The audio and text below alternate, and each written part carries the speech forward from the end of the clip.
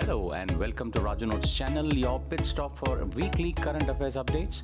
The updates tailor-made for students taking all kinds of competitive exams like UPSC, civils, defense and placement interviews. Please subscribe to the channel and stay updated every Sunday. Hello friends, I am thrilled to share the joyous news that my channel, Raju Notes channel, has officially crossed 10,000 subscribers milestone. This achievement wouldn't have been possible without your unwavering support, engagement and enthusiasm for the content that I create. Thank you so much for all this love. Let's get started with this week's update. New Year's Day was celebrated on January 1st for the first time ever in 45 BC when Julian calendar took effect. It was in part to honor Janus, who is the Roman god of beginnings and the ends. Today's Gregorian calendar, which was introduced in 1582 by Pope Gregory XIII to correct some inaccuracies, continues to start the year in January. The center has declared the Tehreek-e-Hurriyat (JNK) as an unlawful association under the Unlawful Activities Prevention Act (UAPA). In a social media post, Union Home Minister Amit Shah said the outfit is involved in forbidden activities to separate Jammu and Kashmir from India and establish Islamic rule. He said the group is found spreading anti-India propaganda and continuing terror activities to fuel secessionism in Jammu and Kashmir. Mr. Shah added that under Prime Minister Narendra Modi's zero tolerance policy against terrorism, any individual or organization found involved in anti-India activities will be thwarted forthwith. The outfit was once headed by Syed Ali Shah Gilani. Minister of State for Space Dr. Jitendra Singh has congratulated ISRO for successful launch of ExpoSat on 1st January 2024. ExpoSat, which stands for X-ray Polarimeter Satellite, is India's first dedicated polarimeter mission to study various dynamics of bright astronomical X-ray sources in extreme conditions. The spacecraft carried two scientific payloads in low Earth orbit. The primary payload of POLIX, that is Polarimeter Instrument in X-rays, will measure the polarimetry parameters, that is degree and angle of polarization in medium X-ray energy range of 8 to 30 keV photons of astronomical origin. The Expect X-ray spectroscopy and timing payload will give spectroscopic information of the energy in the range of 0.8 to 15 keV.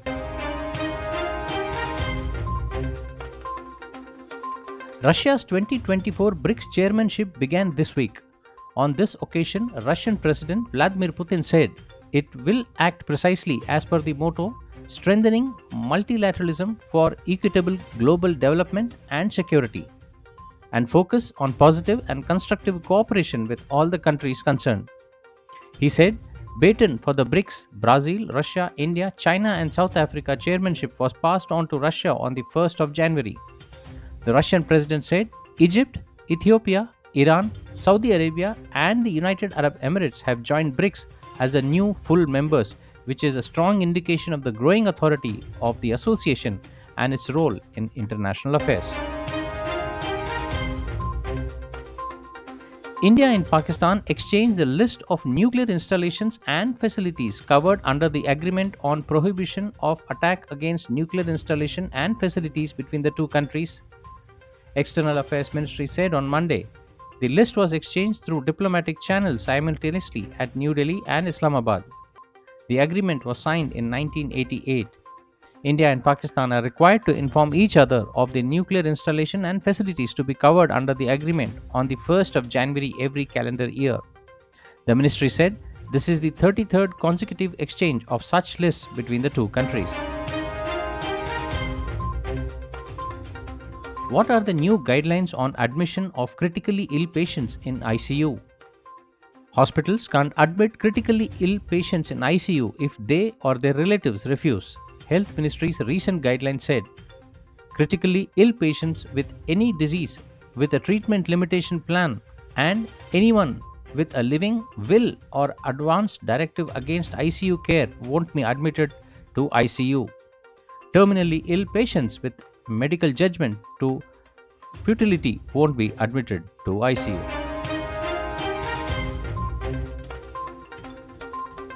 The center said government woman employee can now nominate her children for family pension in precedence over her husband in the case of marital discord. As per rules, family pension is the first granted to the spouse in case of the death of the government pensioner and the servant. The amendment was formulated in consultation with the Ministry of Women and Child Development. What is cyber kidnapping? US authorities found a 17-year-old victim of cyber kidnapping whose parents were forced to pay his cyber kidnappers $80,000. Cyber kidnapping is an extortion scheme where virtual kidnappers use deceptions and threats to coerce victims into isolating themselves and take photos that make it look like they have been held captive. These pictures are used to demand ransom from the victims' families. India and UAE began a joint military exercise called Desert Cyclone in Mahajan, Rajasthan last week. The exercise will conclude on January 15th. The UAE contingent comprises 45 personnel is being represented by troops from Zayed's 1st Brigade, while Indian Army contingent comprises 45 personnel is being represented mainly by the battalion from the Mechanized Infantry Regiment. The aim of the drill is to enhance interoperability in sub-conventional operation, including fighting in built-up area, FIBUA, in desert and semi-desert terrain under the United Nations Charter on Peacekeeping Operations. The exercise will enhance cooperation and interoperability between the both sides during peacekeeping operations. The exercise will also foster collaborative partnership and help in sharing best practices between the two sides. Exercise Desert Cyclone signifies further strengthening of bonds of friendship and trust between India and UAE. The exercise aims to achieve shared security objectives and foster bilateral relations between two friendly nations. Sri Lanka has notified India that it will not permit any Chinese research ship to operate within the exclusive economic zone or dock at its ports for a year. The matter has been under consideration after President Ranil Wickremesinghe was urged by Prime Minister Narendra Modi to respect India's strategic as well as security concerns in July last year. The declared moratorium was conveyed to India through Apex diplomatic channels last week, as per media reports. This implies that Sri Lankan authority would not approve the Chinese scientific research ship Xiang Yang Hong 3, which was supposed to carry out deep water exploration in the South Indian Ocean from January 5th to May.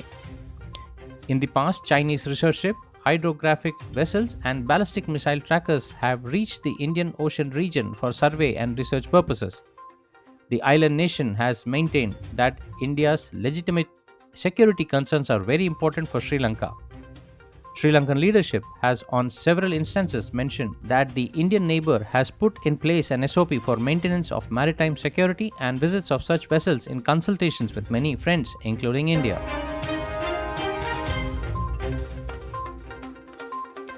Nepal has signed a long-term agreement for export of 10,000 megawatt of power to India in the next 10 years. External Affairs Minister S. Jaishankar and his Nepal counterpart N.P. Saud jointly inaugurated 3 cross-border transmission lines last week. Mr. Jaishankar is on a 2-day visit to the Himalayan nation. Nepal Prime Minister Pushpakumar Dahal Prachanda called the agreement a breakthrough in Nepal's power sector. Nepal's foreign ministry said various aspects of Nepal-India relations were discussed on the occasion.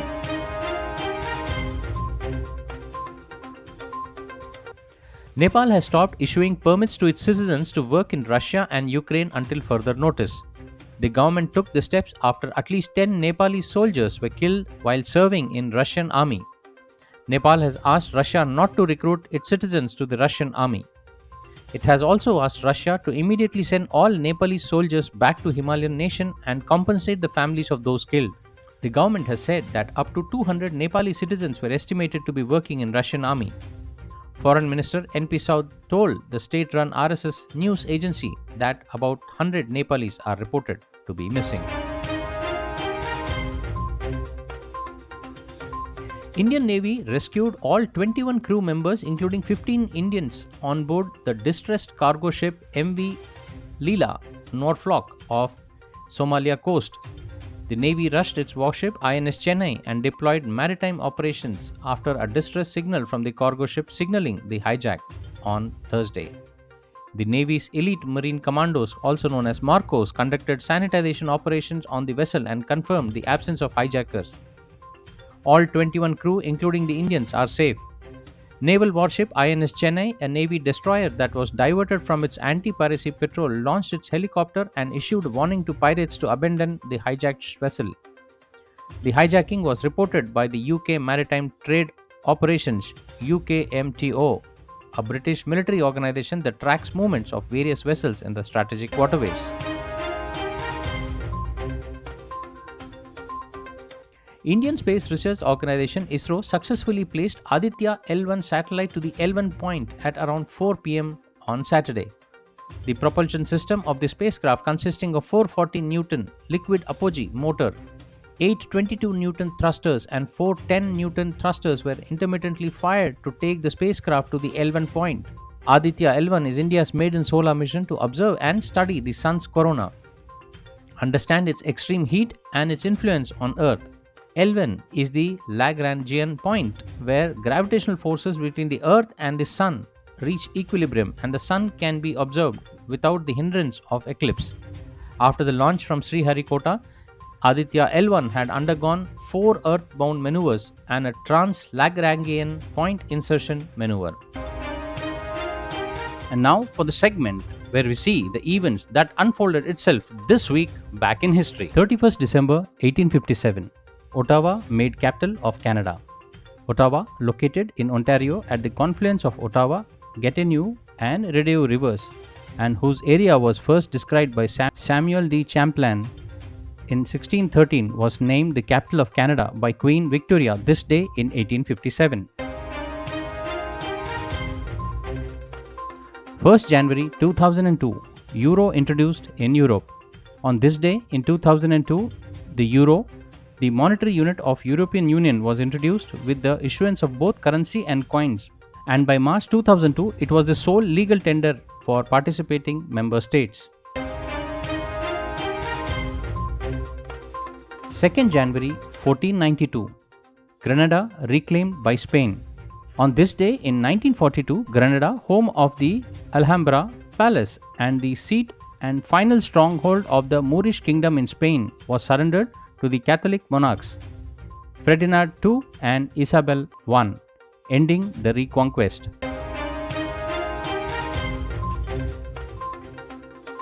3rd January 1521, Martin Luther excommunicated by Pope. On this day in 1521, Pope Leo X issued a papal bull Decet Romanium Pontificium, excommunicating Martin Luther, the German priest whose questioning of certain Roman Catholic practices initiated Protestant Reformation.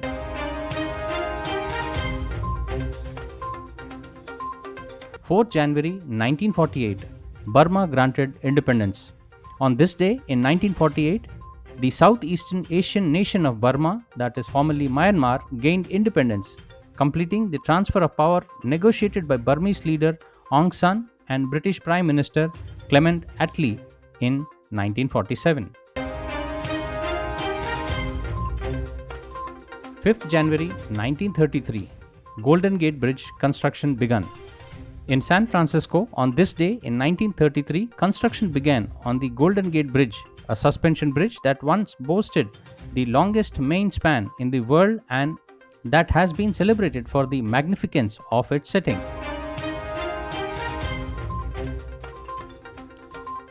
6th January every year, Epiphany. Celebrated annually, this day, Epiphany is a major feast that commemorates the Western Christians by the coming of Magi and Eastern Orthodox Christian Jesus' birth, baptism by John and first miracle. Well, that's all friends for this week's updates. See you soon next Sunday on the same channel. Till then, take care. Bye bye.